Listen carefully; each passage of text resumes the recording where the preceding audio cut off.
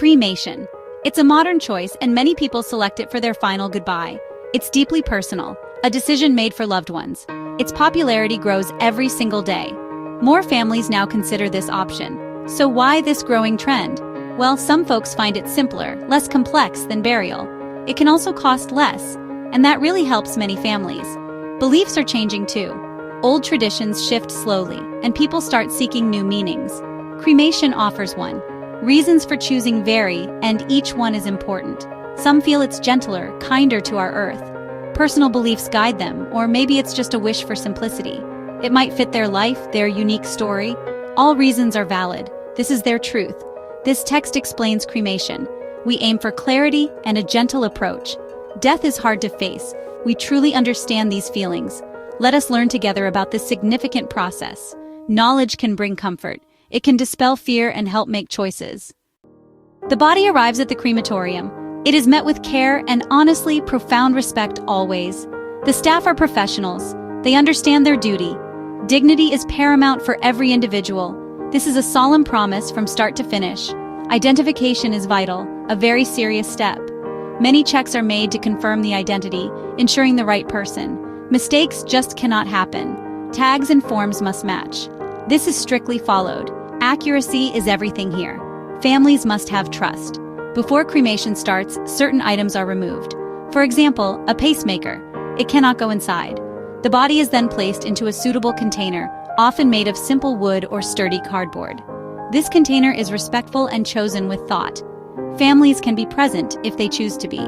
Some opt for a viewing or a quiet, small service. This is their private time, before the actual cremation. A moment for parting. Their wishes are honored. The process waits for them. Their pace is respected.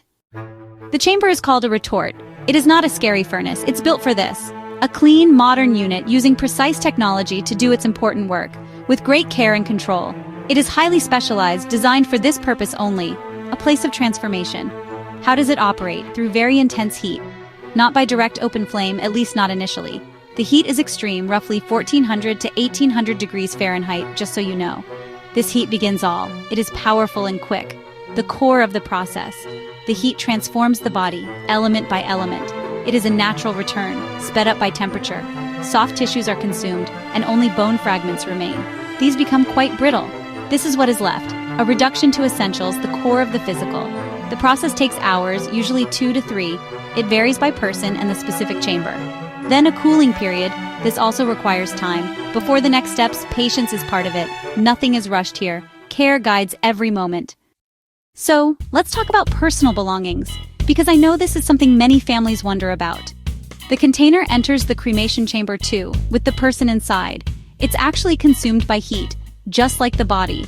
This is fully intended, and most containers are specifically made to burn, often from wood or strong cardboard. They become part of the ash, serving as a respectful vessel for this final journey. Now, what about jewelry? It is best to remove any jewelry first, before the cremation happens. Families often choose to keep these special items. If left on, metal may melt, or it might not survive the process at all. It's really safer to take it off, especially if these are valued pieces. These are treasures of memory, and you should keep them safe, always. Medical metals are a bit different. Things like strong hip joints or old dental fillings. These metals do not burn, they stay after cremation. Staff will then carefully remove them, either with magnets or by hand. They are recycled if possible, or disposed of respectfully. Nothing is overlooked. And just so you know, only one person is ever cremated at one time. This is a strict rule and actually the law in most places. There is absolutely no mixing of remains, no exceptions.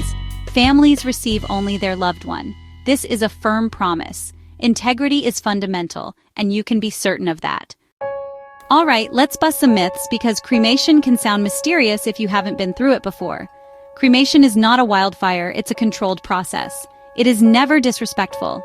In fact, it's done with dignity by staff who are trained professionals. They treat everyone with honor. Nothing scary occurs, just quiet, careful work focused on respect. After cooling is complete, the remains are processed. Bone fragments are gently gathered and then carefully reduced to a much finer state, kind of like coarse sand or powder. These are what we call the ashes, or cremated remains.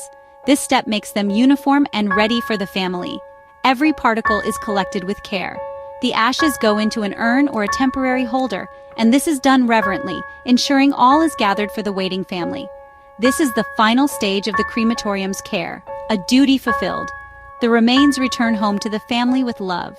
Cremation can bring peace. It opens up many pathways for remembering a life, scattering, keeping, or burying. It's a gentle, final passage. It can be beautiful, a choice made with knowledge and with deep affection.